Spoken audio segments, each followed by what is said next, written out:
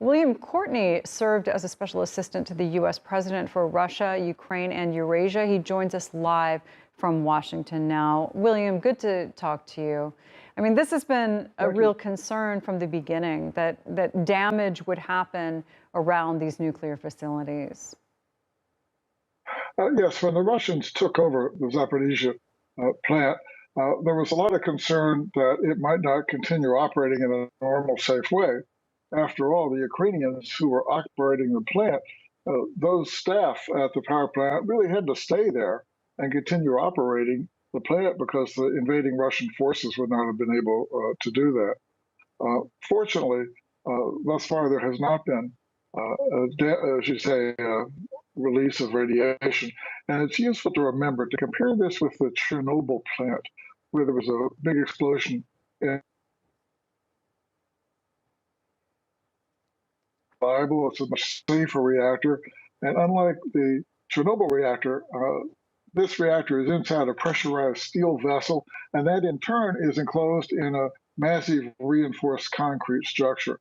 So it would take quite a substantial hit from a weapon to jeopardize the release, to cause the release of radiation.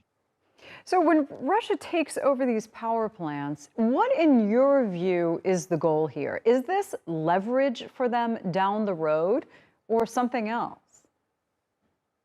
Well, this power plant is just east of the Dnipro River. The Russian goal appears to be to take at least all of Ukraine east of the Dnipro River, the major north-south river in Ukraine. And so to reach the river, of course, it would have occupied the plant. I don't think the Russians have any special objective with regard to the plant itself. I would imagine that they will try, if they remain in control, and that's unclear, they will try to reconnect it to the Russian electrical grid at some point. I mean, there's a lot of talk about the nuclear threat, a threat in this case of some kind of disaster around these plants. But there's also been the real risk of nuclear war in this.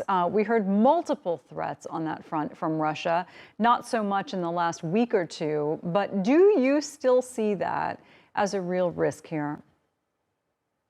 Not at present. While Russians, including Vladimir Putin, and others at the top have earlier used loose nuclear rhetoric, I think the international reaction to that was so strong, and the military value of that was so little that Russian leaders have decided to pull back on that. So thus far, there's no real sign. We don't see any activities by Russian forces which are occupying Ukraine to prepare for a nuclear strike. The Russian forces may not be militarily able to exploit a strike in terms of moving over the battlefield that was destroyed by a nuclear weapon to take that area and use that to make further advances. All right, William Courtney, great to talk to you. Thank you.